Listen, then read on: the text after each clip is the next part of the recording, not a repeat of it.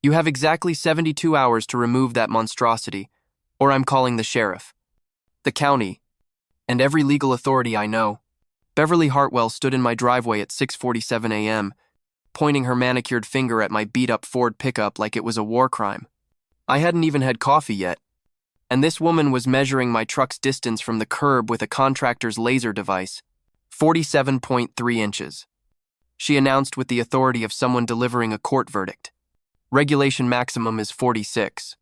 That's a Category C violation under community standards.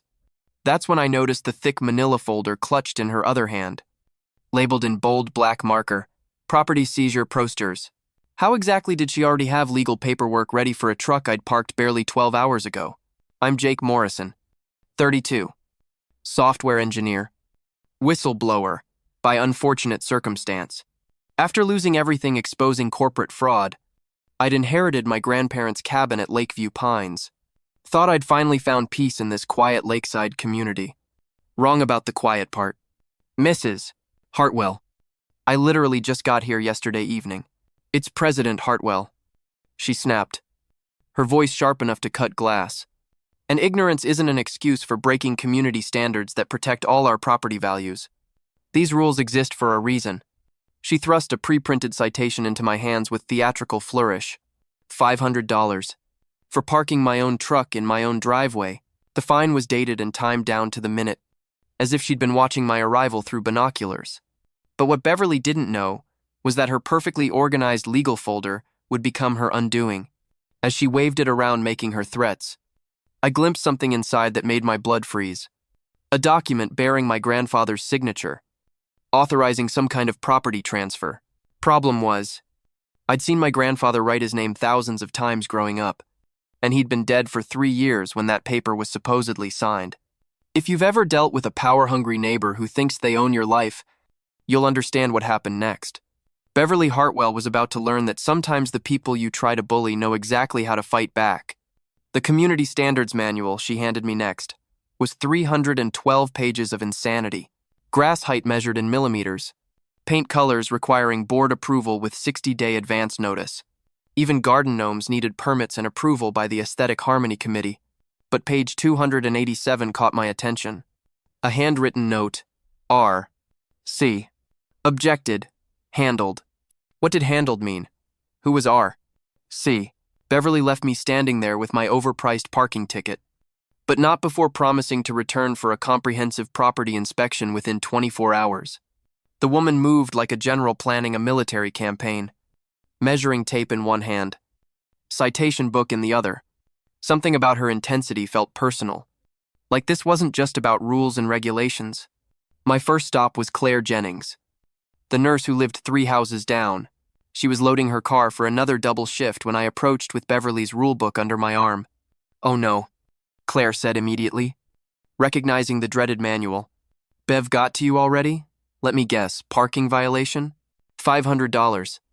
I confirmed, watching Claire's face crumple with sympathy. She fined me $800 last month because my daughter drew chalk art on our own driveway, called it visual pollution and a violation of property maintenance standards.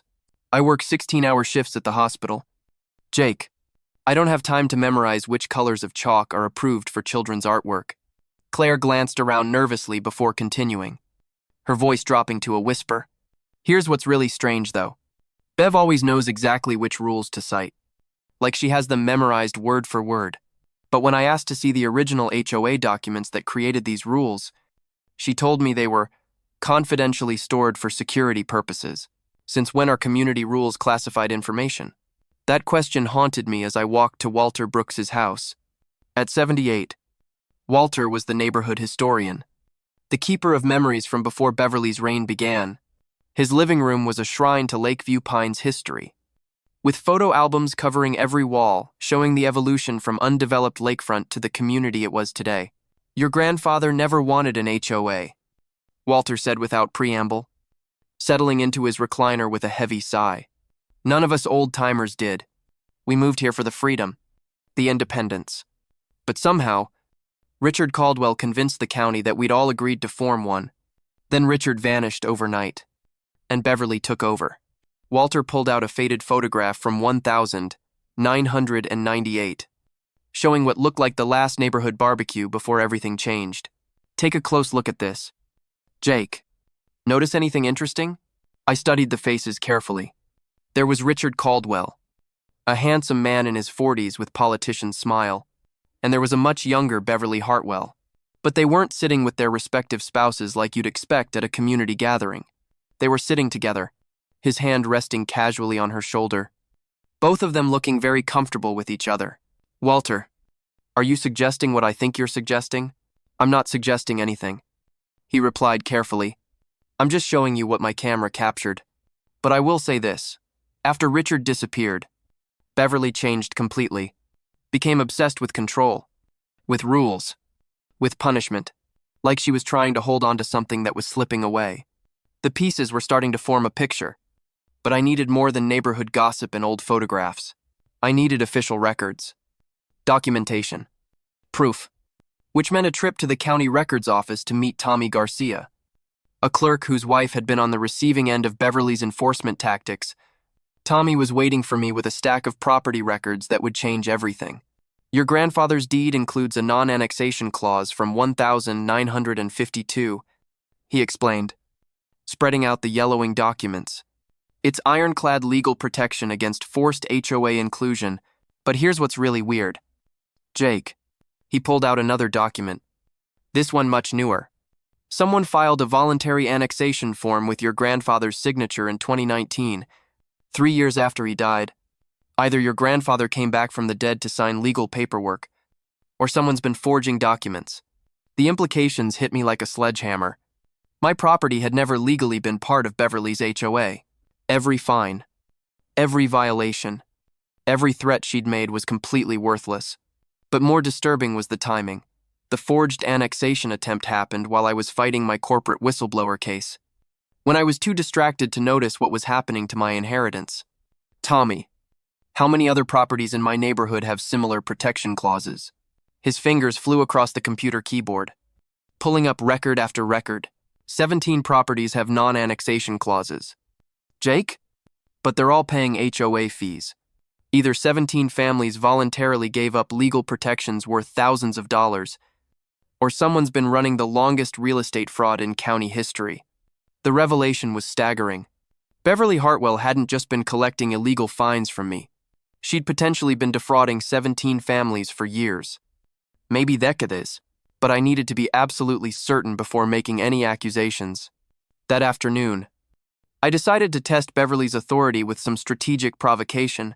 I planted bright red tulips in my front yard without HOA approval, parked my truck exactly 6 inches closer to the street than her precious regulations allowed. Let my grass grow one day past the regulation cutting schedule she'd outlined in her manual. At exactly 3:15 p.m., Beverly arrived with Derek Stone, her most loyal board member, filming everything on his phone, like he was documenting evidence for a criminal trial. Mr. Morrison, you are in multiple violations of community standards, Beverly announced formally, consulting her citation book. Unauthorized landscaping, improper vehicle placement, and neglect of lawn maintenance. That's $1,500 in combined fines. This was my moment. Time to see how Beverly would react when confronted with someone who actually understood the law. Actually, Bev, I said calmly, using her first name deliberately.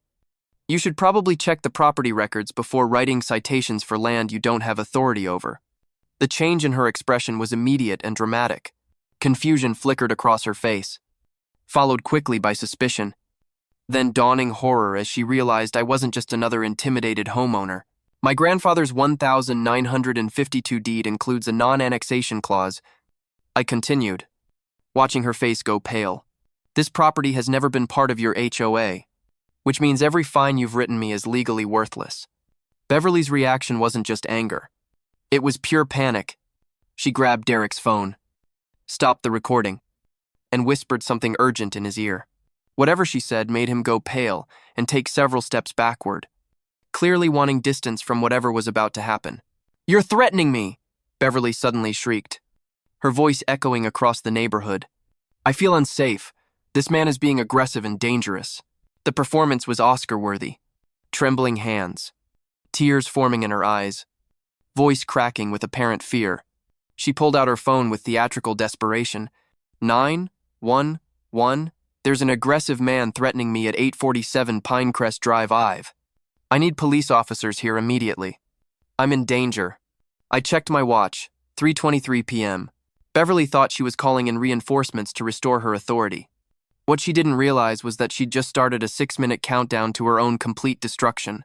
2 police cruisers arrived at 3:26 p.m., sirens blaring like Beverly had called in a hostage situation.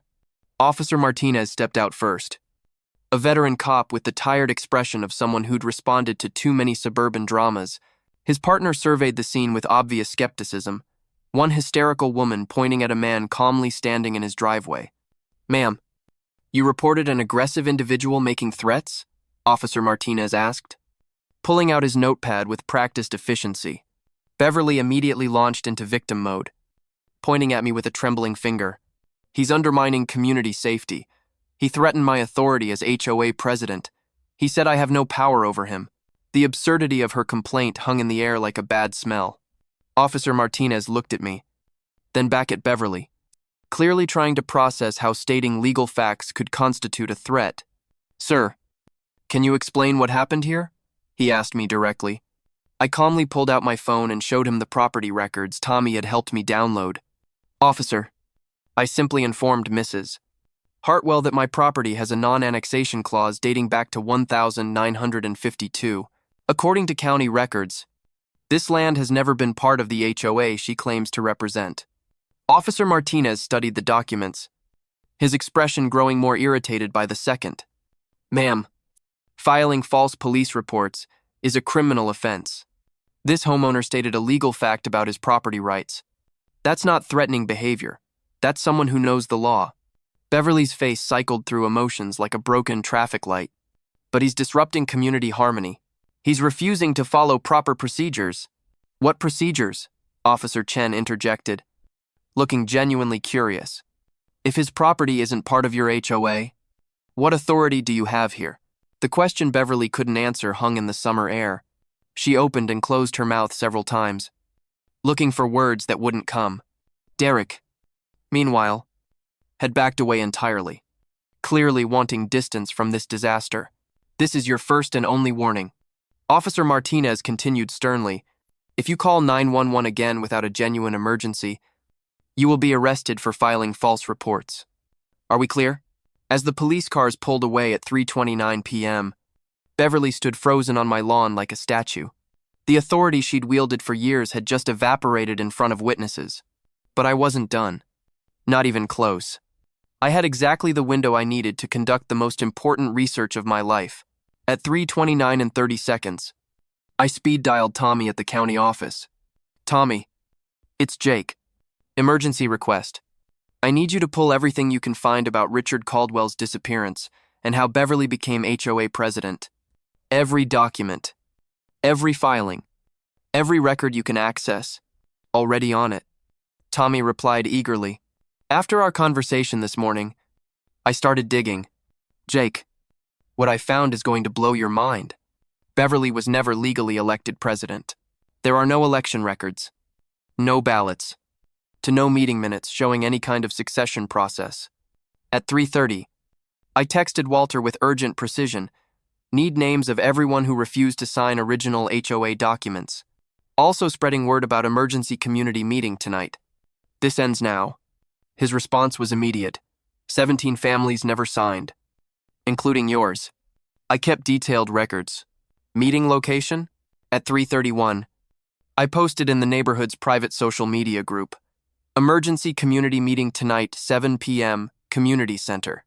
Bring all HOA documents, receipts, and fines. Critical information about our rights and illegally collected money. This affects everyone. The post immediately started generating reactions. Confused faces. Angry faces. People asking questions. Good. I wanted everyone asking questions. At 3:32, I called Davis and Associates. The property law firm Officer Martinez had quietly recommended, "Mr.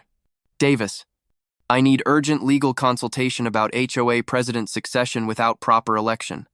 Can you research this immediately? Absolutely, came the crisp reply.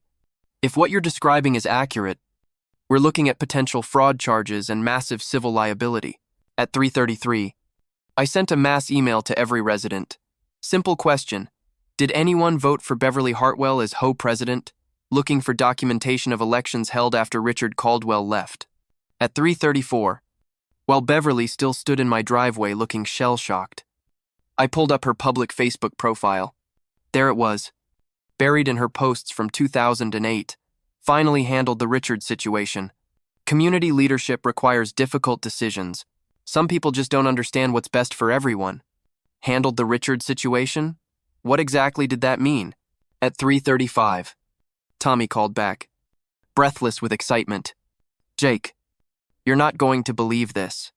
Richard Caldwell didn't just disappear in 2008. According to missing person reports I just found, Beverly was the last person to see him alive. And get this, 3 days after he vanished, she filed papers with the county, declaring herself interim president. Except there's no legal mechanism for interim in their HOA bylaws. The pieces were falling into place like dominoes. 6 minutes. That's all it took to uncover 15 years of lies. Beverly finally moved, walking slowly toward her house like someone in a trance. But she stopped at her porch and turned back to me with something resembling fear in her eyes. You don't know what you're stirring up, she said quietly. Her earlier bravado, completely gone. Some secrets are buried for good reasons. We'll see about that, I replied evenly. 7 p.m. tonight. Beverly, Community Center. Time for some long overdue transparency. The hours between my research blitz and the emergency meeting felt like the calm before a hurricane. My phone buzzed constantly with responses, each message adding another piece to the puzzle of Beverly's illegal reign. Claire texted, found receipts going back 5 years. San, 400 in fines for violations that don't exist in any legal document. Walter sent a photo of handwritten notes, detailed records from 2008. Only 31% of residents ever agreed to HOA formation. State law requires 75%. We were never legally bound. Even Derek Stone reached out privately. Jake, I need to talk before tonight's meeting. There are things about Beverly and Richard that people need to know. By 6:45 p.m., cars were already lining up outside the Lakeview Pines Community Center. Word had spread beyond my social media post. People who hadn't spoken to each other in years were gathering with folders full of documentation, receipts, and questions that had been silenced for too long. I arrived at exactly 7 p.m. to find the meeting room packed beyond capacity. 127 households had sent representatives, creating a crowd spilling into the hallways. The energy was electric. 15 years of suppressed frustration finally had an outlet. Homemade signs dotted the crowd. 15 years of lies. Refund our fines. Truth sets us free. Beverly sat alone in the front row, still trying to project authority in her signature lavender blazer. But her hands shook as she clutched her leather folder. I connected my laptop to the projection system, ready to systematically demolish her empire with facts, documents, and testimonies. The crowd noise died as I tapped the microphone. Thank you all for coming. I have 4 truths to share about our so-called HOA. By the end of tonight, you'll understand why many of you have struggled financially and why our community has lived in fear for so long. Beverly shot to her feet immediately, her voice cracking with desperation. This is my community. You have no authority to call meetings. I am the elected president of this HOA. The crowd erupted. Sit down. Beverly! Someone shouted from the back. Let him speak, yelled another. The anger was palpable. Years of resentment finally boiling over. I raised my hand for quiet and clicked to my first slide. Actually, Beverly, your outburst is the perfect place to start. Truth number 1. The projection showed my property covenant in clear, enlarged text. My grandparents' property has never been part of the HOA. This covenant predates any association by 48 years and prevents annexation without explicit written consent. No consent was ever given. Every fine Beverly imposed on me was legally meaningless. Beverly's face flushed scarlet. That's one property. The rest of you are still bound by HOA rules. Which brings us to truth number 2. I clicked to the next slide showing completely empty election records. Beverly Hartwell was never elected president. When Richard Caldwell abandoned his position 15 years ago, no election was held. Beverly simply announced she was in charge, and everyone accepted it out of shock and sympathy. Derek Stone stood up from the middle of the crowd, his face pale, but determined. I can confirm this is true. I've been on the board for 10 years, and I've never seen any election records. We all assumed Beverly had been properly elected, but there are no ballots, no voting records, no documentation of any democratic process. The crowd was deafening now, voices overlapping in anger and disbelief. I waited for quiet before continuing. Truth number 3. I announced. Clicking to financial records Tommy had helped compile. Because Beverly was never legally president, every decision she made is invalid. Every fine collected over 15 years was taken illegally under false authority. A video window opened on the projection screen, showing Mr. Davis joining us remotely from his law office. Based on the evidence presented today, the HOA owes approximately $89,000 in illegally collected fines back to this community. Every resident who paid penalties under false authority has grounds for full restitution. The eruption was immediate and overwhelming. Claire stood with her spreadsheet held high. 3,400 from my family alone. Others began shouting their numbers. 1,500, 2,000, 4,000 over 3 years. Beverly screamed over the chaos. I protected this community. I maintained standards. Where were all of you when Richard left us with nothing? I clicked to the final slide, and the room went silent as death certificates appeared alongside forged signatures. Truth number 4, the biggest lie of all. The HOA itself was never legal. State law required 75% of homeowners to agree to formation. Only 31% actually signed. Richard Caldwell forged signatures to create the illusion of compliance. I read each name slowly, letting the horror sink in. Thomas Henderson. Date November 1998. Signature allegedly from January 2000. Margaret Thompson. Died. June 1990, ES8. Signature allegedly from January 2000. William Martinez. Date December 1997. Signature allegedly from January 2000. Walter Brooks stood with tears streaming down his weathered face. Tom Henderson was my poker buddy for 30 years. To see his name used for fraud. The crowd was beyond angry now. They were devastated. 15 years of paying fees, following rules, accepting fines, all based on forged documents and dead people's signatures. But Derek Stone wasn't finished. He stood again, pulling out his phone with trembling hands. There's something else everyone needs to know about Beverly and Richard, he announced, his voice carrying across the silent room. In 2008, Beverly made me help clean out Richard's office after he supposedly left on a business trip. She said he'd given her power of attorney and authority to handle community affairs. Derek's hands shook as he held up his phone. But I found things that didn't make sense. Richard's passport was still in his desk drawer. His car was still in the garage. His clothes were still in his closet.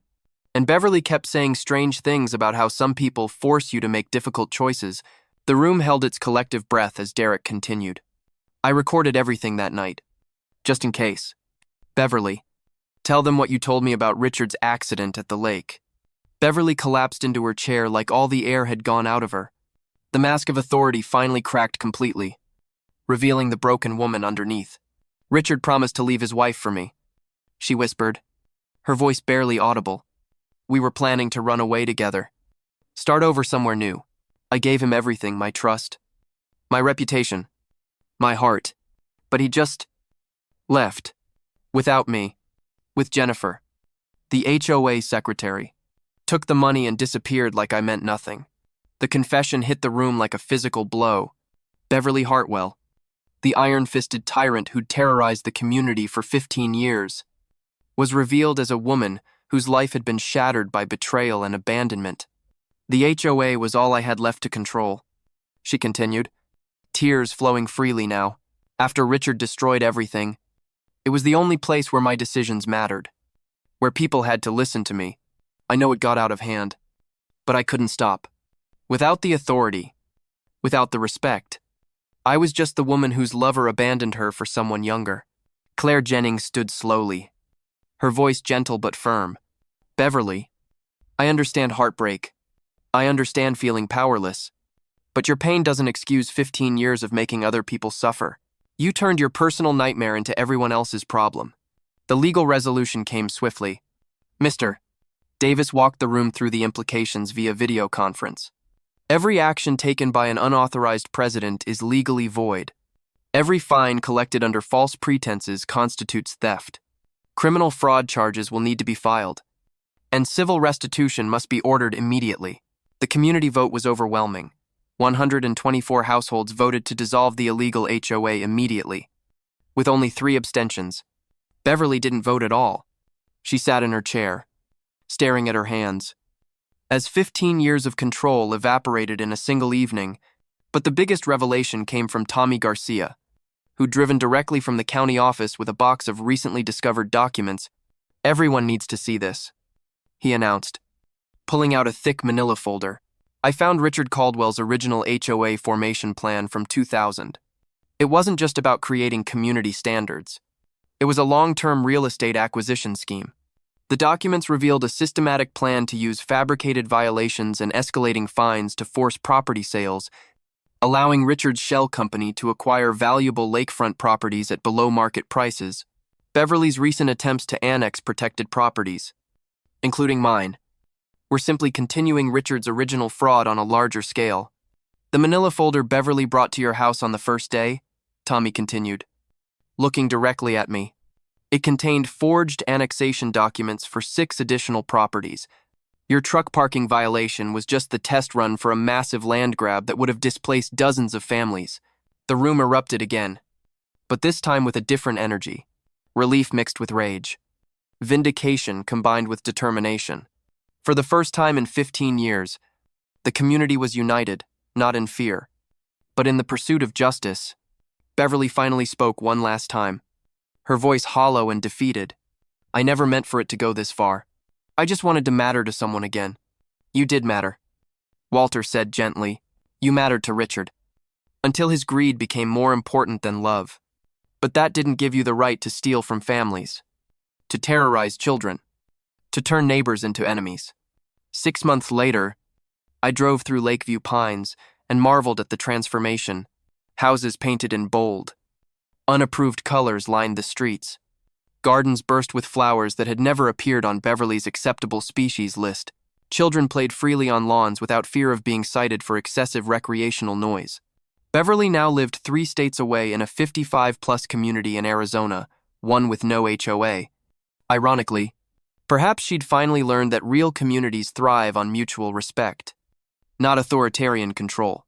Or perhaps she simply couldn't face the neighbors she'd spent 15 years tormenting. The criminal fraud charges resulted in suspended sentences and community service, largely because most residents preferred restitution over revenge. Every family received full refunds of illegally collected fines, totaling $89, $247 in returned money that had been stolen under false authority. Beverly's former house, with the perfectly manicured lawn she'd used to shame everyone else, became the community center she'd never allowed.